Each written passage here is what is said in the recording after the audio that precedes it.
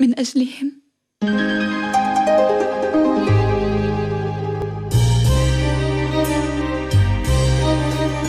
احكي لي يا طيور المساء، احكي لي رفيفا أو غناء عن دموع أطفال وناس في انشغال، عن قلوب تشكي العناء. احكي لي يا نجوم السماء، احكي لي عن بلاد الضياء. أشكرك من أعماق قلبي على ما فعلته من أجلي. قريبا سأتزوج وسأصير أماً مثلك. أعدك بأنني سأحب ابنتي تماماً كما كنت تحبينني.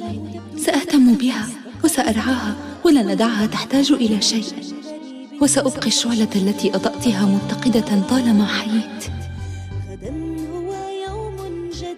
يا لك من أم رائعة جداً.